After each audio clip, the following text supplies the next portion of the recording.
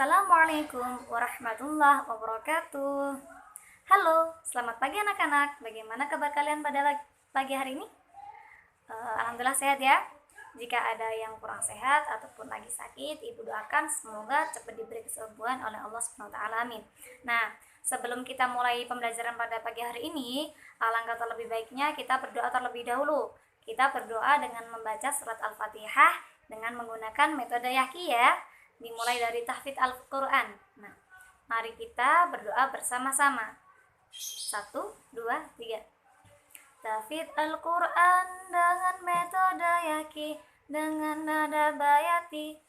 Surat Al-Fatihah artinya pembukaan. Surat yang pertama terdiri dari 7 ayat, termasuk surat Makkiyah. A'udzu billahi minasy syaithanir rajim. Aku berlindung kepada Allah dari godaan syaitan yang terkutuk. Bismillahirrahmanirrahim.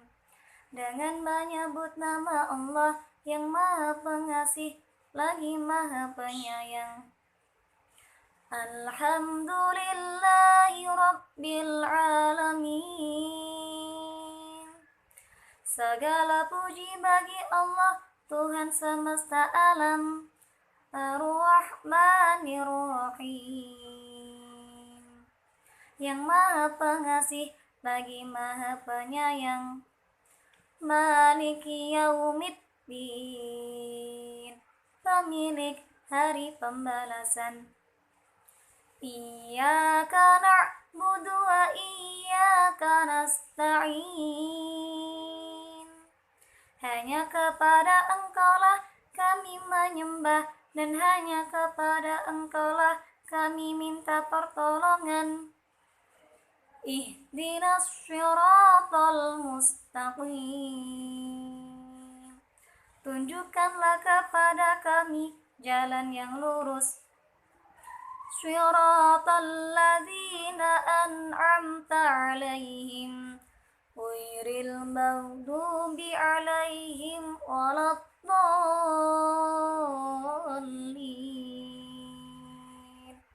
yaitu jalan orang-orang yang Engkau beri nikmat kepada mereka, bukanlah jalan yang dimurkai dan bukan pula jalan yang sesat.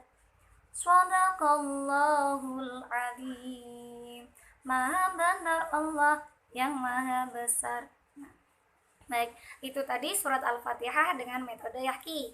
Nah, anak-anak ketika di rumah silakan itu dipelajari, dibaca berulang-ulang agar anak-anak terbiasa, hingga akhirnya bisa hafal dengan sendirinya. Jadi ketika anak-anak membiasakan membaca surat Al-Fatihah bersama dengan artinya tanpa menghafalkan pun anak-anak akan hafal sendiri ya. Baik, kita hari ini akan belajar materi akidah akhlak. Nah, kemarin Ibu pernah memberikan beberapa soal atau pertanyaan mengenai syukur dan macam-macam syukur ya. Nah, itu adalah materi dari akidah akhlak. Nah, kita kemarin juga pernah belajar di tematik tema 1 subtema 1 tentang pembelajaran yang ke berapa itu ya.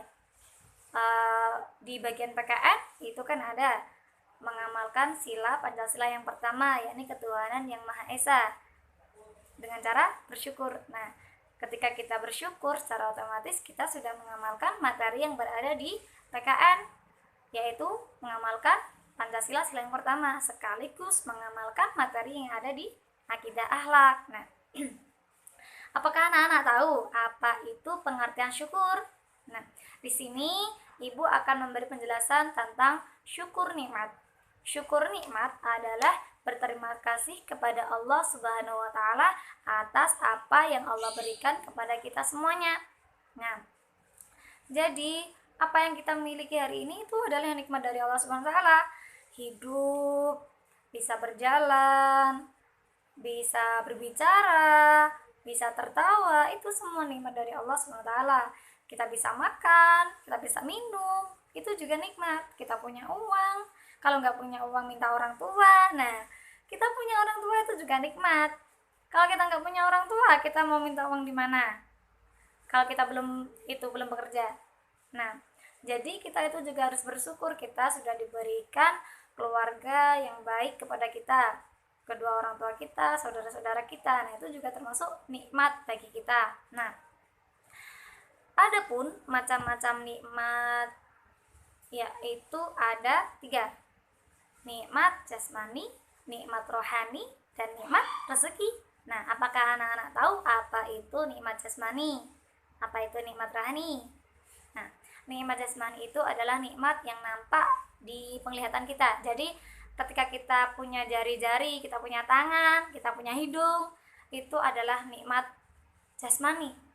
Jadi, tubuh kita sehat, kita bisa jalan-jalan, kita bisa lari-lari, kita bisa berolahraga.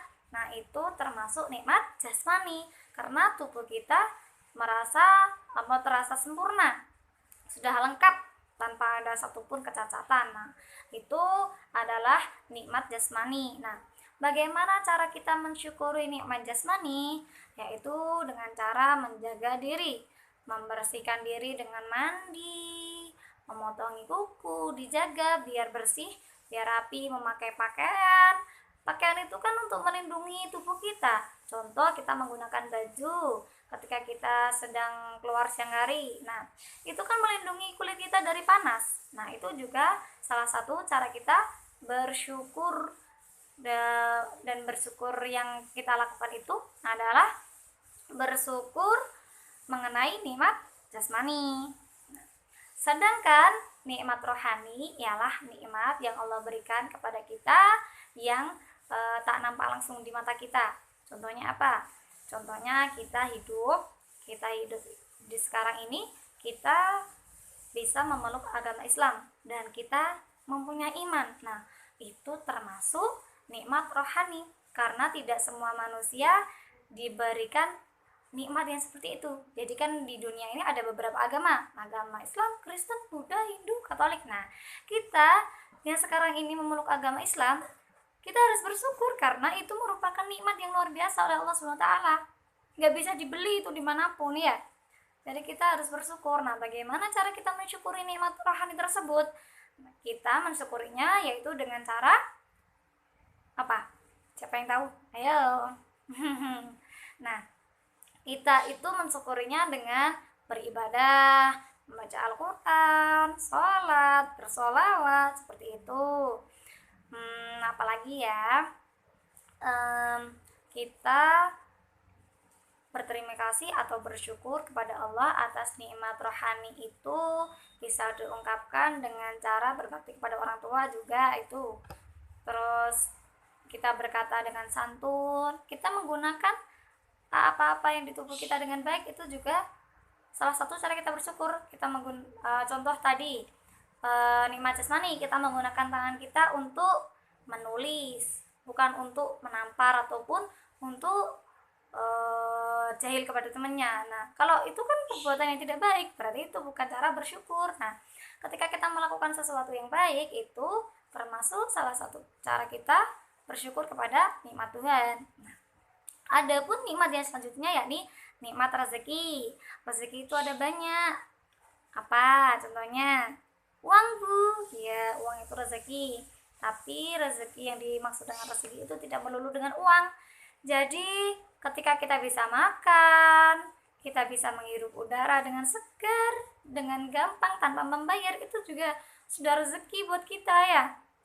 Kita bisa makan, orang tua kita mempunyai contoh sawah, orang tua kita punya sawah, terus kita tidak perlu membeli, cukup merawat tanaman yang ada di sawah. Nah, itu juga rezeki, nikmat rezeki. Nah, bagaimana cara kita mensyukuri rezeki yang ada pada kehidupan kita? Yaitu contohnya dengan mengeluarkan zakat. Pasti anak-anak sudah tidak asing lagi dengan yang namanya zakat. Karena saat kita berpuasa Idul Fitri, pasti kita umat Islam akan mengeluarkan zakat yang disebut dengan zakat fitrah. Nah, zakat itu ada zakat fitrah, ada zakat mal.